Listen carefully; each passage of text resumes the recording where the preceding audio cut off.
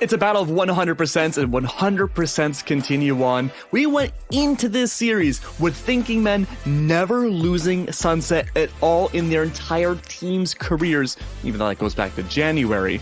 But there's another team that also has a 100%. Sure, maybe not as far in, but if we look at the qualifiers, Blinn going into their second map, their own map pick, it's Ascent.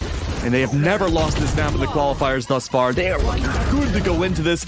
But before we talk about Ascent though, THNK, we gotta break down Sunset. This was such a wild map, and I think there was a certain person that may have been the maestro to this entire orchestra. Yeah, it was certainly a ride the whole way through, but Paint was the one driving the boat the whole time. A lot of rounds were dependent on whether or not he was alive or deciding to enter or in the right spot. He was on the verge of grabbing 3 aces, was able to nab 1 very easily. I mean, he was all over this game very consistently. And he was bolstered by a thinking men squad that knew how capable he was, on a map like this. In particular, Anderson's ability to smoke out and play that secondary front line whenever Paint was rarely handicapped made for a thinking men squad that ultimately could put it together just enough times, and that team chemistry really shone through in the rounds where it mattered. But Blinn, they put up a really great fight. The Duelist Ditto is really not that far off. Okeanos is really incredible so far as well. And really everyone is, I think, pulling their weight. Monsi switched to the Viper, as you saw so beautifully, stung there. Was also pretty impactful, despite the fact that they couldn't really push off screens that often, because that's just kind of how Sunset works. Thinking men, though, coming into this match, this second map here, 1 map away from making it to those winners finals, facing off against Core. That this would be the second time that they have a match that they're actually going to be playing for VCL contention, and they do not want to shy away from that second opportunity. Yeah, I mean, look, at this point in the upper bracket, we're seeing the same usual suspects as we had seen in the last Open Qualifier. They didn't make it through the first time. There is a chance, with albeit less spaces to qualify into, a greater chance to make it in. But I'm really curious to see what Ascent's going to look like here. Paint had gone 32-14 in that first matchup, a near 400 ACS in that first map.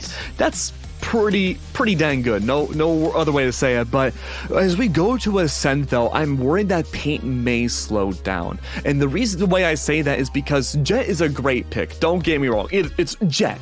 How can you go wrong with Jett? But honestly, and I talked about this in the green room, I wouldn't be mad if we saw Paint stick with the Raze in the default Ascent comp. Is it gonna happen? No. But just being able to have that timing difference with the Raze on Sunset was enough to throw just about everybody on Blinn off guard, regardless of what side you were on, that if you bring something you're not used to if you're Blinn against you with that Raze, I honestly think this could be a really good showing and the first time Blinn could lose Ascent in the Open Qualifiers. It would be a really cool way to kind of shift the narrative for thinking men here. It would mean you have to restrict yourself to a lot more main pushes, because you would be so much more reliant on the speed of that double blast pack entry from Paint that you were able to lean so heavily on for those entries into Sunset. And so mid would still be a bit of a problem, which is okay since Paint tends to just default with operator down catwalk when he plays mid anyway on this Jett. As every Jett does. The issue is Okeanos is one of the best operator users in this qualifier bracket right now, and he is going to dominate probably mostly mid, but wherever he decides to sit. That's my real problem, is that Jett v Jett that we're going to see for vying for that long-range control. That's what I really fear, regardless of what Paint chooses, which I agree will be the Jett, unfortunately. Yeah, I'm just thinking right now, like, if you have Sunset, right, it wouldn't play that far different from Ascent in terms of just, like, the control that a Raze would have. But whatever, let's see what the Duelist will be. It could be, again, the double Jett. Maybe we'll be surprised with the Raze. But we do have our agents selected in, so let's go take a look and see where we're heading for Ascent. I wouldn't be surprised. Yeah, okay, I was going to say, I wouldn't be surprised if we go back to double mirror default again. I will say, though, despite it being the same comps that we normally get to see on Ascent, when we had seen the matchup yesterday between Core and Crime City, it was a much more spicy version of Ascent. There was a lot more fast pushes, a lot more big heroic plays like Zeldris had brought out, and, to be honest, THNK, it wasn't really that far different from how Paint had played his Raze just on Sunset. So we could see a very aggressive Zeldris-esque Paint Jett brought out on the attack. but we'll have to wait and see if that occurs, because on the starting side for the defense, I think he will be a little bit more restricted until he gets that operator. If there are any two players that I think will facilitate movement even more than Paint and Oak will, I think it's going to be Anderson and Spaz on these Omens. Then they already proved they're so capable of doing it on Sunset before, which, like you said, has kind of a similar blueprint to Ascent when it comes to both attacking and defending it. And I mean, Anderson, his TPs for off angles were very consistent to be able to hold high grounds and those early chokes, as well as just supplementing whoever, else he was trying to help out whenever double swings came their way, or whenever there was a big frontline push and there was maybe a paranoia or a fault line that got stuck up their frontline. Anderson was there to play for that off angle and kind of counter it. Meanwhile, Spaz was an immaculate backline player for the majority of Blinn College's rounds, even on the attacking side. He was able to invade very quickly, get onto site very quickly, take fights remarkably fast, and do it in a manner that didn't really leave him too open to crossfires. So if he can maintain those perspective shifts, then Blinn also looks very stable for this attack, which they are starting out on. Oh, look at this potential lineup here from Vix early round here. That should go deep into A main. Could parse out Blinn much earlier than the typical knife that we do get to see. Where does that lineup go? Yeah, when is it going to drop? Hello? Hop down. Oh, perfect. Okay, doesn't get the main line, but does get the back line utility control. I like that play from the early knife. Yeah, so it's a bit of a split push time-wise. Not a lot of util can be thrown down immediately for the post plant, so Blinn kind of have to do their work piecemeal now. Luckily, though, with the door closed and with everybody still up and kicking, it shouldn't be that difficult to do so. So they will play for the long haul here. Mike just trying to avoid whatever AoE he can because it's quite low, and Paint hopping in to finalize. Now searching into hell, but Okeanos has the better gun for spraying through it, so gonna be able to grab that opening pick for Blinn. 4v4 as Thinking Men hop onto site just a little bit more. They'll have to hop inside the smoke and dry peek into the triple hold on hell, and with just pistols, that is super hard to counter. Muncie's able to win the extra 1v in the cubby as well, and Blinn have a very stable opening round for the second consecutive map. Yeah, really good instance from Blinn there to take advantage of the fact that Vix's knife had come out so late into that early round. I like the idea of the big long lineup that Vix had brought out. The issue is, though, that really only works best if it's a slow push coming out for that early round. Blinn, they went in fast. They already had their initiation onto a site by the time the suppress had gone down and would have removed any utility that was there. Not quite the case on a pistol round. You're not really utility reliant there. An early knife could have slowed down potentially Okeanos, could have slowed down the likes of Teague and Monty before they flooded site. Not quite the case. Though we do have a bit of a tech pause here. Some interesting shenanigans, but that's okay. We're going to be getting back into the game shortly. I did want to talk about Anderson really quick, though. We did talk about how great Thinking Men have been in terms of their anchoring early rounds, or at least in the past. Anderson had made a big name for himself back in, 2021, 2022, back in the Kuki Koala Dark Zero days, by anchoring defensively so much as an Omen on B site. So you could argue maybe back then the meta wasn't as so defined on Ascent as it is now, but even then, helping out your Sentinel on B side at the time, really strong showcase from him. It's gonna remain, though, another 4-stack outside of A yet again, recognizing the fact that Blinn, they're gonna double down on A yet again with this default, and this is pretty common. And look at Reform. Unusual position for a defensive KJ, waiting to catch out this rotate from Mikey mid-round. It's going to be one that takes a while, but the knife will get shot down for Thinking Men here, so you'll have to attack piece by piece. Okeanos is fine with that as long as you kill Paint, and they haven't yet, so he's going to be able to grab 3 with the Sheriff. I'll need a Zippo replay on that ASAP on my desk, Mr. Parker.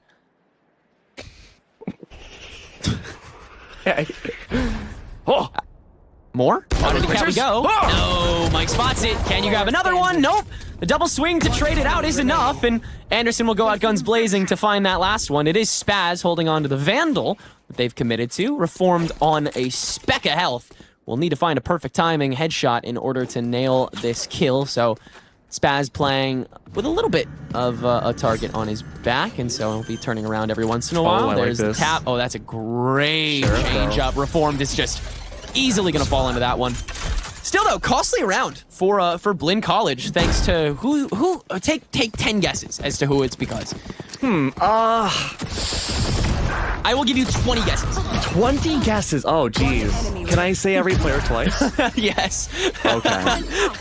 I'll just start going down the alphabetical listing of every pro player that's ever... No, I'm just kidding. Pain was incredible there, and this is what I was wondering as I was talking about the operator in the pre-show. So, Pain has the Outlaw here. I haven't quite seen a lot of Outlaw gameplay from him specifically.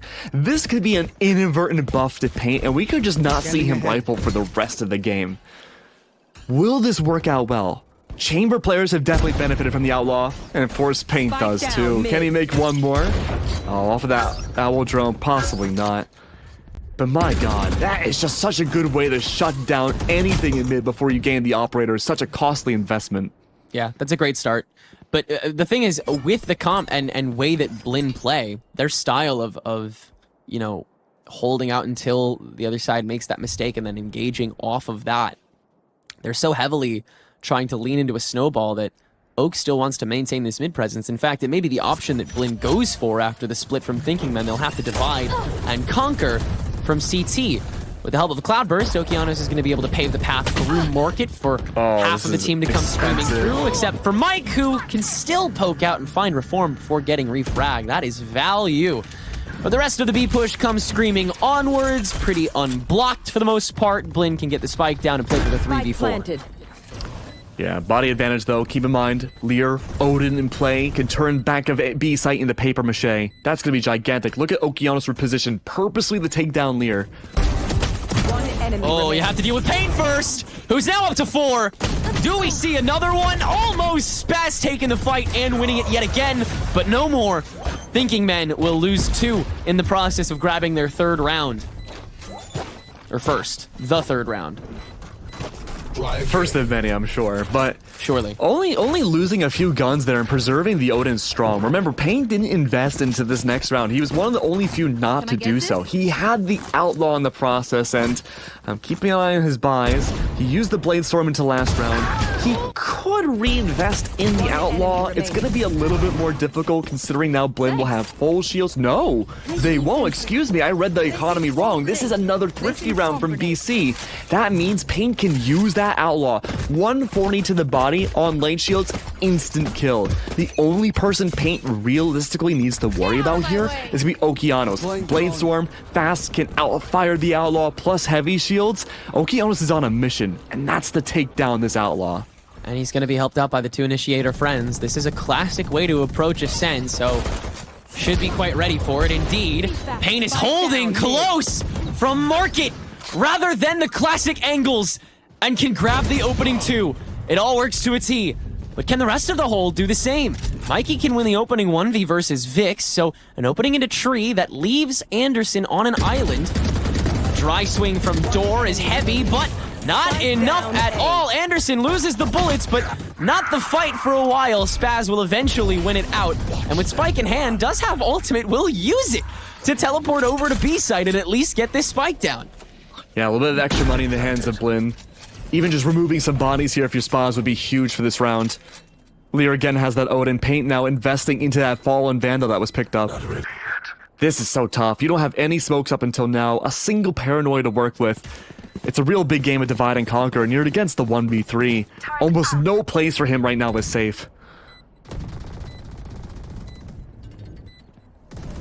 Blinn College is playing to the script, but Thinking Men are quite well versed in it too. They've memorized the whole thing, front to back, and they put connotations on it too. They know what each line means.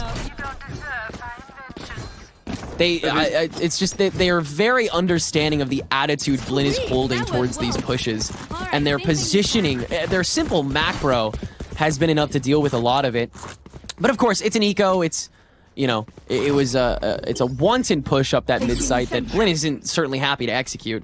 Now they have what they need. They have you know, full util bank, an ult rotation that is just kicking up. Maybe Mikey's able to grab a lockdown or T null command by the end of it, but this is a fulcrum round for them for sure. Yeah, absolutely. Paint's up to 10. Yeah, already. Love that for him. Possible fast push here. Reliance of the Odin early on to make sure no one's on the other side of lane. Mikey can grab this orb here as long as Okeanos makes it safe. Get one step closer to that lockdown. Teague as well, super close. Great for Okeanos to push on in. Backside control. Reformed. Oh, there you go. Space was created, but at what cost? Boathouse, it looks like. That's re-cleared, so Blinn can take the stage. And Thinking Men have to play for the classic retake. Mikey has the early hold on locks, though, so a couple resources have to get expended for that first. No, Mikey's just gonna swing back out, can't grab the opening pick, and Paint's timing is perfect. Now can hop onto lane and start that early pressure despite this null command continuing to go. But Blinn can only play for that timer, as always. With this Odin, they're able to at least play a little bit of keep away. Monsi just trying to make sure that lane is not an option for Paint, so you have to play beyond the steps, or the rest of Blinn should have it pretty locked down.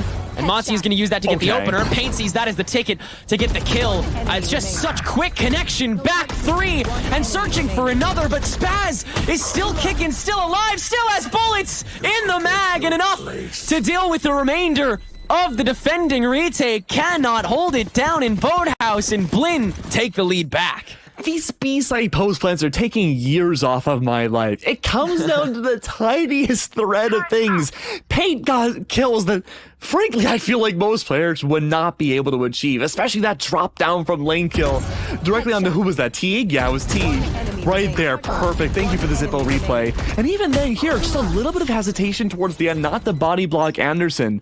Wasn't enough to take down Spaz there at the very end. Now, this is where things get scary. Paint on that operator. Both of these Jet players fantastic on this tool. Oh, timing? No. The hesitation. Oak hasn't checked it. Paint just turns back, is looking for another, but Oak is on site and is able to clear it all out. 3 now for the Jet, and thank you for the operator, yoink. Now Blinn are set up for the post plant pretty easily, and they have a lot of tools in the future as well. Thinking Men, they divested a lot here, and it doesn't seem to have worked out too well for them, as 2 remaining here for Tree and Link. Will they just go for exits at this stage? It doesn't seem like Reformed wants to yet. It may just go for the first one here on Hell, but yeah, you can't really crack open much from here. I think you just gotta take the L. No, Oak is gonna grab a 4th off of that peak. Give him an ace, maybe? Oh, Lear's gonna get spotted, so he might hunt it. He might hunt for it. No, he'll dip out. Really? Even drop the op for it. Wow, okay. So choosing to, I guess, choosing to play more for the team. Yeah, on the attack at least. You know for a fact Oak is gonna do some opping from mid on the defense, but that's just a great execution from Blinn. Just attacking up on this map as a Jet is so difficult because you really need to be in the face of the defensive team. You want to take as much space as possible here, and you know that's movement entry duelist 101, but even then, like a lot of the times you'll start to see teams slow down and have that reliance on the operator. So good call by Okeanos. May have hurt him a little bit more on the inside not to have it anymore, but your essential attacking operator, I guess you could look at is Monsi's Odin. It's the most powerful tool in the arsenal from BC besides just the pure entry ability that Okeanos can bring out early on. Operator, though, not reinvested. Paint is going to bring out these Blade Storms. Knife used by Teague won't be an issue anymore against Paint, at least just yet. Plenty of ultimates now for Thinking Men to use here, even if Paint doesn't have that buy. Not the matter, though. We've seen what Paint can do. The theatrics, the heroics in doing so. No mid-control for Blinn. Thinking Men, recognizing again that Blinn liked to rotate mid-round, holding the line for the split push on A. That alarm bot, though, could change those rotations quite a bit. Can we see the Hunter's Fury from Lear? No, not invested yet. Really, the big question is, will Vix use this null command? Especially with the deck of spas, no more smokes are allowed. Yeah, might not need to, depending on how well they're able to hold this, but again, with Reform the only defender here at the moment, Blinn could equalize very quickly. Mikey might need to be the one to plant the spike to get that lockdown. Oak has peeked out. Spot Paint up on Heaven still, and Lear has been given away too. That should be the go signal for Blinn to really attack B-side. They know how much presence is here. Reformed good for just 1, as Blinn will set the lockdown down. And that is enough for Vix to let that null command go, but it can't really hit that much with the lockdown going. But Tenrek, look at the pings. That's going to be Hunter's Fury directly on defensive spawn. Yeah. Big shutdown potential. This is a big lineup that they're going for. It's got to start with Paint. Big blind to give him an opening. Vic's going with the credit. So that follow-up doesn't really need to come now. It's got to come from Monsi and Teague playing from Boathouse here. Monsi on that. Odin is able to hold it down for a little while, but eventually Anderson will get his foot in the door enough for Thinking Men to keep 2 alive and take their third. I'm a little surprised we didn't see Monsi bring out the Hunter's Fury. I suppose a lot of the time we see that defender spawn presence flood in post plan. The logs presence, the mid presence must have told Monsi, hey, look, you can ping it out, that's fine. Do not go for your ultimate here. It's not worth it. We already invested in Mikey's. We need yours to keep alive for Reform Ult. Plus, the flooding came from Marketplace. It would have been a waste of an ult. The only person you would have potentially taken down was Lear, and it just wouldn't have been worth it. 4-3 though, Blinn still retained that lead, and now Monsi's going to be playing that Hunter's Fury, most likely to cancel out Reform's post-plan ultimate. Ooh. Okay, what an angle. Quick trading blows. Mikey, wow, big hold from him. That's a good bait coming from Monsi. Yeah, and the lockdown's completely gone for this round too. Yeah. Thinking Man can't rely on that for the post plan. They have to play much more upwards towards the site. Which means that Blinn have free control over mid, which they will absolutely enact on early. But Thinking Men have a good idea that they will use that to head over to B site. They are correct, and so a lot more has to get tossed in, including that Hunter's Fury that is tracking down Paint, necessitates the tailwind. Anderson can find Teague holding out on the steps, but again, it's only good for one at a time. These trades are coming through from Blinn. Kianos, rare moment of weakness, missing out on those shots for Paint, but with only the operator in hand and 3 more to clear, he's not going to want to take more of it at the moment. Monsi's going to be able to get a free plant, and Paint really has to reconsider. Like, either you grab a gun or you GTFO at this point. Honestly, though, I think there's a middle ground option, too. If Paint somehow magically found a kill inside a Marketplace on that kind of surveying, passing by, that could have been a chance to enter in. But yeah, saving the AWP has to be the MO here for Paint. You don't really want to give that away just yet. You're down 2 rounds. This might be the opportunity now for Thinking Men to go for their attack timeout. They're having a hard time holding B site. We've seen a lot of different changes, whether that be early Odin control, different angles on that Odin to play the anti-spray from Monsi, even Reform pushing up, trying to use that Odin spray from their teammate as bait to ensure or distract someone like Mikey. Didn't work. No matter what Thinking Men are trying to do, it has not been a proper hold on B. If we see that timeout, it will be to see how Reform wants to play this. Get the op back too, I guess. Yeah. But it has to be how Reform's going to play this lockdown and how you're going to properly hold B. The retakes haven't worked, holding hasn't worked, but if I had to take an educated guess, this has to be a retake with the ult. It doesn't seem like there's too many other options at this stage. Blinn are going band for band in every other regard so far. No timeout. Yeah, that's... Thinking Men have a plan. This is their thrifty. It seems to mostly be a B hold for this time. Yeah, that might be why. Maybe they'll take a timeout next round after they get the full mental reset, but... I wouldn't count out the lockdown just yet. Thinking Men have been really good about converting these thrifties, or at least getting the weapons off of the dead members of Blinn. If they can just acquire enough weaponry to have a formidable post plan, if it comes to that, we will see that lockdown come underway. But there is that stack up for Thinking Men on site. Right here. Blinn are taking this very cautiously here, and the Owl Drone could reveal the plot, but everybody's hidden. Everyone's hiding away from this Owl Drone.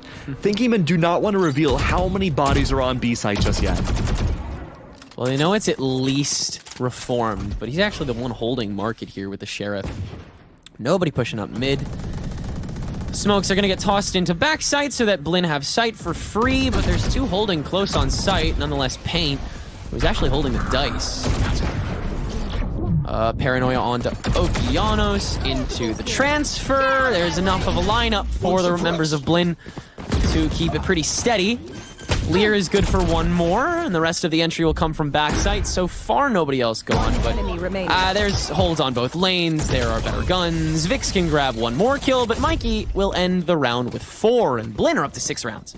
I tried to predict it. It almost came to fruition. I saw Paint and Lear get those kills directly on site, and I'm like, oh yeah, we're going to see that lockdown. But no, not to be. Playing much more for safety in this instance. Really good round from Mikey, though. Again, just parsing out Thinking Men, taking those 1v1s. It was a very weapon disadvantageous round for the defense. But even then, can't take that away from Mikey. It was a great performance. Operator, though, back in the hands of Paint. Back over on A site, though. Haven't seen much of a mid presence just yet, and that's because Blinn hasn't played much mid. But off of this knife, plenty of info, missing the paranoia. Oh, Paint should be good for one. No! Oki has won this first blood duel against Paint every single time. Oh, but Anderson has been able to keep it up. And so it's still even Stevens on the trades. But that still hands the site over to Blinn, and that's still been enough. Luckily, though, now that it's an A push, Reformed definitely doesn't see a reason not to let this lockdown go. Sprays into the door as Spike will just get tapped and huh? Not again. Okay. It's just like last night. Yeah, we're back. Spaz is held up in the cubby. Where else are you gonna be? And Vix will end the round with 3. I don't have much to say about that one.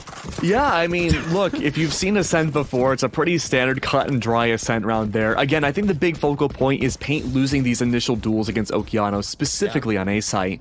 If I'm Blinn, I'm thinking, okay, well, your biggest factor, again, being that 17-9 Paint, which, good lord, that's incredible. If you can just continue to challenge him and win these duels, that's going to be amazing. And let's say Paint brings the operator back out. Obviously, Blinn don't know if their op is back out or not. You force out those rotates after realizing Paint is not holding A site initially. That's going to make a defensive op presence exclusively for post play and so much harder to hold down. That's why there's such a big trap presence here on A. The turret's gonna be that opening contact. Reform will be there for the counter swing. Null command is out, but really won't find a lot because all of Thinking Men are gonna back away. Still though, not gonna be great for Paint into this post plant. You're gonna find a great angle. You have to rely on your other teammates. You should run. Who are around, but can't be for long. Blinn say, you wanna zone out? We'll zone out. Toss a lockdown into the mix. Some util tossed in to do some chip damage before they eventually back out, which everyone from Thinking Men will.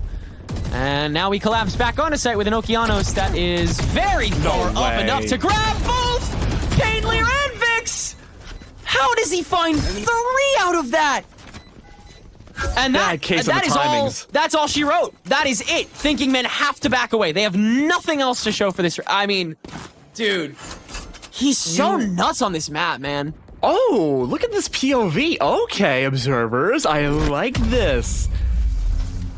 I mean, honestly, a very good metaphor about just the amount of control and spacing Blinn were able to capture that last round. Okeanos, right? I mean, we hyped about it so much. But the fact of the matter is that already Blinn are at 6. They're good for this half. Using 2 ults, I was about to say wasted. They did not waste it. Using 2 critical ultimates to not only get onto the site, but you then for the post plant keep that spacing away, threw everybody on Thinking Men off guard. 1 round left this half.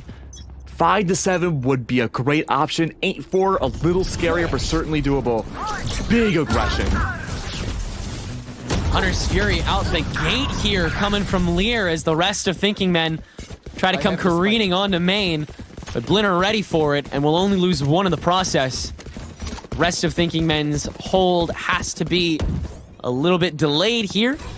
Lear is going to have to be the singular line of defense for this W key push that doesn't really have anything stopping it from just waltzing right in. Such an awkward round, unfortunately, for Thinking Men yet again. Blinn have really boxed them out this half, showing their prowess here. Like you said, undefeated in the qualifiers so far here on Ascent. And Mikey showing some good shots to finalize the half. That is 8-4 here for BC. I do have some bad news for the Thinking Men enjoyers in the audience right now. This is normally not an attacker-favored map for the team. In their time playing in the Open Qualifiers and playing just in general on this map, normally they win over 50, make that 60% of their rounds on the defensive side and very much less on their attack. But there is a glimmer of hope. The pendulum swing is starting to gear back over to the defensive side. If we look back on Paragons, a 9-3 half for that defense, an easy cleanup thereafter was great for Thinking Men. They have to make heroics happen. This is one of the biggest score discrepancies we've seen from Thinking Men the entirety of this team's existence on this map. The only time we've seen a 4-8 half like this before THNK is when they went up against another OQ fan favorite, that being Burgerville. And they didn't win that map. The only time they've lost it in OQ. I would love to see Paint run the operator again. I know that is really not. I know that's not what he likes doing, and I know that's not what Thinking Men like doing. That is not a thinking procedure. But I just, the mid control feels too juicy when you're in a position like this, when you're so far down, when Blinn looks so disciplined. I feel like you have to just try and take a butter knife to it. And Paint, he has been the one to cut things open with that operator. He can split this site either up market, either down cat or down a main line, preferably A, which is where he likes to sit anyway. And he can't necessarily open, but he can at least force Blinn to early rotate, which is something that Thinking Men were obviously very prone to when they were getting first blooded as well.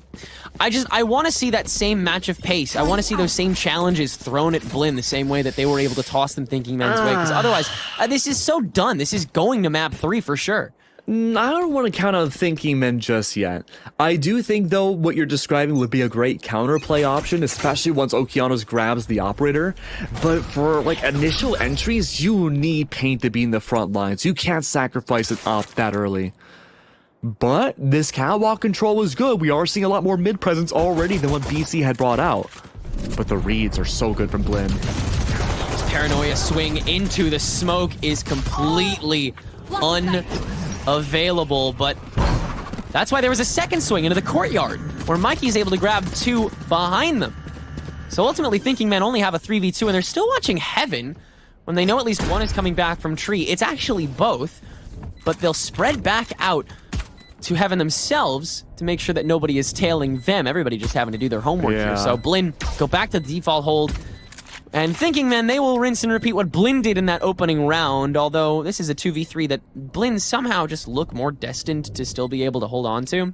Just comes down to how synchronous this push is. There's the recon bolt to guarantee the lack of position anywhere else. First drop down, Mikey can't do anything about it, and pretty cut and dry from there. Thinking Men make it 5. Yeah, really solid round coming out from Thinking Men. If we do get to see that mid operator-esque presence, it has to be with the Outlaw this round from Paint. I wouldn't be surprised if we'd see it come to fruition as I wait for Paint's investment. ... The Frenzy still. Oh, okay, the Phantom up. Okay. Oh, I'm getting the whole emotional roller coaster with Paint right now. It went from nothing to the Phantom to the Stinger here. A good Goldilocks middle ground option here. Fast push towards B. There will be some control towards late mid. That's going to be the anti-jet default dart to shoot down Okeanos and discover where he's at. Even anti-marketplace with Lear's shots with the Bulldog. No, not Bulldog. Excuse me. No, it is a Bulldog. Oh, good anti-Okeanos yet again. What a great sense of pressure. That's going to open up B-side's attack so much more. Yeah, which means that Blinn might have to negate it in favor of holding that mid control, just so Thinking Men cannot pressure them edgewise. But Thinking Men's presence is still a little all-encompassing. They still have this up main, and now Teague, who has invaded up to Catwalk, has to deal with Anderson, who is able to make quick work of them. So, keeping 5 up now for the B push that Blinn are pretty keen to at this stage, considering that nobody's hit A yet. But the gun diff is still very much present, and Reformed is going to be the one to take that to the kill feed up next. Paint will open up Market next. I think really just clearing all the spaces they need to before dealing with this stupid boathouse that they have just not enjoyed dealing with for this game so far. Shutting door down, shutting sight down, and hopefully shutting the round down if they can keep it all together. They'd love to hold on to all 5 of these guns if possible. Maximum, they'd like to let go of 1. Spaz and Mikey, it looks like they might just go for exits until they get killed, unless... No, I think Spaz is just waiting for Mikey to get an opening shot because he's got the Sheriff, he's got the long range, and the better back sight. But not the better shots. Reformed can hit the head and grab that last pick. Spaz forced to swing, countered by Paint. I'm thinking men have a flawless round 14. a really cool procedure that we had seen outside deep catwalk in A early round from Thinking Men. Knowing that BC were going to be on a thrifty, they were waiting for that A main aggression and that mid aggression the entire round. And they read it correctly. There was Okeanos with that early play inside of mid. Didn't work out. Killed. Then there was Teague that pushed up much later in the round. Hey, look at that. Shut down. Thinking Men already knows what Blinn like to do in terms of their general protocols. They know what the expectations should be. Blinn now have a lot more problems on their hands than just general strategy. They have to switch things up again on a fundamental level. I like this aggression. But all the while, Thinking Men, they have their own defaults in play. The split push towards A has been yet to be defeated. It all starts with the drone. There is coverage on to Lear, but does it come in time from Anderson? Not entirely. 1 for 2. Okeanos will control A main, but Thinking Men will control A as their catwalk push did go better. Able to kill the Gen presence, and now with Reformed holding down Tree, trying to find an extra scope. Can grab 1 hit of damage onto Monsi, but it means that Blinn College now have Spike as well as the entirety of A main controlled by these last 3 players. So the remainder of Thinking Men has to think a little bit outside of the man or box. Paint is taking a bit of a backseat here for a second for the peak as Vix goes for the very, very, very long haul of the flank. It's all a distraction. He's making so much noise, and now Vix has full utility. The knife would have been enough. The flashes to enable Paint. The timing was off. 30 seconds left. Speaking of timing, Mikey's watching this, and Mikey has it. All right. No real huge screw-ups from Blinn that round. They'll hold on to 3 to keep the lead as such. I saw the vision. I saw the vision from Thinking Men. Paint just swung out a tad bit early there. Had we just seen the util dump coming out from Vix, I think that could have been a very much closer round. 6-9 though. Placing swamp grenade. Still waiting to see big trap style play now from BC. B is yet to be touched too much from Thinking Men. This has to be the round of adaptation, says Blinn. But a big case of popcorn reading from Thinking Men says, I don't know if I want to follow that script too much. This is a default instead. Waiting again for more outmost aggression from Blinn. Will it come out? Not really, except for 8 main. Yeah, a couple shots traded yet again, but nothing really cemented from it. The Jet Ditto in market that Pain is willing to meet. Okeanos will win the duel. This time, the defenders have been the ones the dogs like that one. Win that pretty often. Yeah, they were going crazy over that. Wow. Like, wow. Woohoo! I'm the biggest fan! Power down. Does Vix poke this even? It looks like they're going to. Yeah, the push is actually going to evolve a little bit here, and it will result in Vix at least opening up on a mic. Okeanos is not stopped for a little while. Can finish off Anderson, but Lear can round out the pack and help Reformed get onto site. So it'll be a 2v2 that Spaz has a judge for, actually. So it'll be a little awkward for Blinn re-entering from market unless Teague guesses right on the default plant. And the slowdown is perfect. Now Reformed has to recover, can do it once. But now the question is where? Oh, where is Spaz? He's holding a Vandal now too. Turret back off cooldown, so Reformed can at least hold the line. She smoked the turret. That is silly. Alarm bottle still trigger though, so Reformed has an idea of where this is coming. Has to check steps first, but he's coming lane and Reformed knows it. Thinking Men up to 7. Whew, that could have gone from bad to worse for Reformed there. The dog stopped barking and suddenly things got so much more serious. I love the idea again. Spaz smoking off that turret, ensuring, okay, now Reformed has to guess a 50-50 about where I'm going to be. But like you mentioned, that alarm bot there being that second contingency plan saved the day for Reformed. Took a lot of the guesswork out of that final play. Fast push yet again from Thinking Men. Worked well before. Double down, try it again. Okeanos only has a Sheriff. If he can get 2 kills here, that's going to be Blade Storm and could just snowball this round. He'd love to push off of that. He'd love to push off of this recon bolt intel, actually. He's going to try. But it won't cement anything. Lockdown gonna get tossed in by Reformed here to clear the board. Finally make sure that at least 90% of Boathouse is gone. Hunter's Fury very reactive, but it's it might not matter. Okeanos and Monsi have got the shots lined up on the Sheriffs, and they're able to make it work. So Thinking Men now have to do a lot of extra clearing on site, or off-site rather, before they can make this happen. And Mikey and Okeanos can both get theirs as well. Is this going to be a flawless Sheriff round coming from Blinn College? Looks to be. No, the Fragment's going to get in on the action, and Okeanos is going to grab the rifle to finalize an incredibly executed Thrifty round courtesy of Blinn. Oh, that hurts. Unlucky. You used the Hunter's Fury, you brought out your lockdown up against Sheriffs, and you don't convert the round.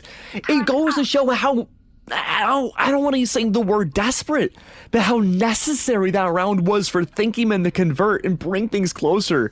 That 8-9 scoreline would have been so much more tantalizing. And now that the ult cycling is great, Mikey's close to lockdown, and there's so much more potential for BC into these next few rounds. That was a nail in the coffin. Maybe not the final one, but for Thinking Men, a brutal blow to this entire map.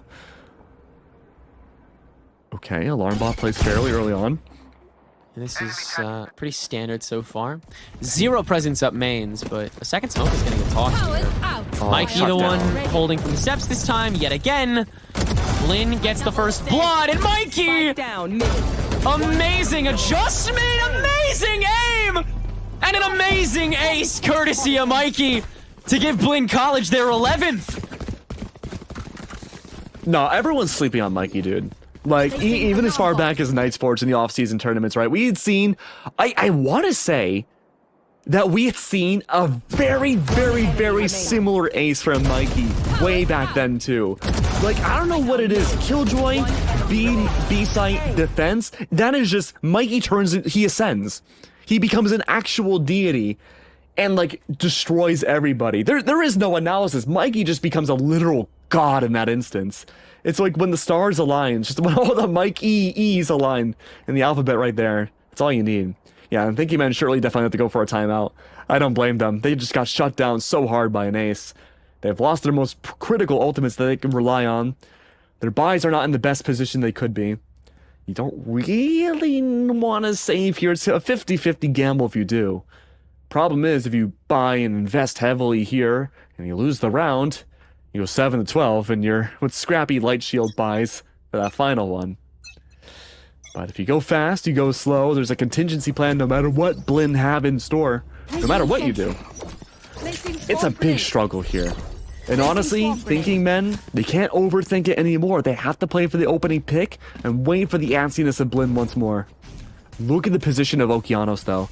Deep in A main. Full expectation here is going to be that split push towards A, and Blinn would be right. This has been the safety strat for Thinking Men this map. As long as they can play things a little bit more differently, this could be their opportunity to fake it out. That's how Thinking Men converted their final attacking rounds on Sunset. But what is the response of the mid-round here? This is the million-dollar question. This is the same initial setup we saw from both sides, actually, but Monzi has now taken the reins in market. Take flight. And Thinking Men actually look to set their sights a little more on A main than they normally do. But again, that Okeanos presence, it's a question of how long that's going to be. Drone will tag Paint, so Spaz will be able to slowly approach up Cat here and grab some extra control. Form's hold has to be crucial here, and he cannot lock it down, so Paint has to go on the offensive. Teague just pokes his head back out again. Grabs his second. Okeanos forced on the drop down, but Spaz is here to save the day too. So while Oak goes down, so does the rest of Thinking Men as it appears. Lear completely sandwiched. But Vix is rounding out the pack. Oh, can't even finish off Vix. Can't even finish off the one on T. That hurts for sure. But it's where we expect it to be. 5 rounds of game point here. Great fundamental read against Thinking Men. The one attacking strat that consistently worked early on this half. Of course, off the attack timeout, they would try it once more. And there's those light shield buys we talked about. Up against an operator too, that's going to be even more lethal. Good reposition from Okeanos this time in case it's going to be a fast track over the deep A site just to assassinate the operator. Won't be the case this time. Fast plays. Hunter's Fury too. This is just a firing squad on A main. Oh, it's to open the gates for Monsi. What a sick bait.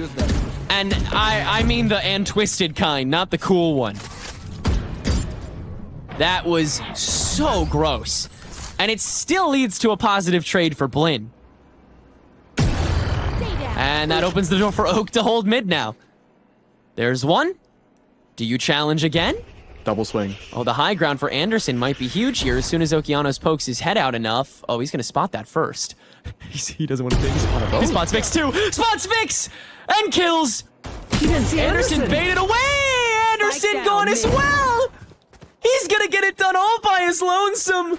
Lear the last body. And Okeanos is not ADSing.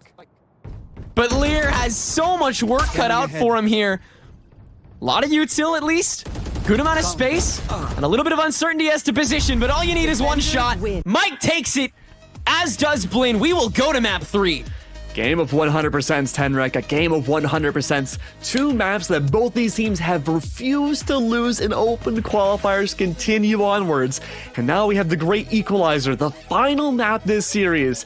Let me tell you, this was such a great fundamental reading map. I think the best way to describe Sunset was, again, punchiness. You went for gunfight, gunfight, gunfight over and over again. This time around, a lot more tactillery. You had thinking involved from both a big picture to small picture type B that allowed Blinn to just get the read, especially on their defense versus thinking men, where it felt like after a while, there was no gas left in that tank. There was no more thinking involved. And the best way to describe that was that singular timeout that just led to the default once again. But guess what? We don't want to waste too much time either. We do want to go back into seeing what map 3 has in store. So we're not going to waste any more time. We're going to get the players ready. We're going to get ourselves ready too. So don't go anywhere. We'll be right back.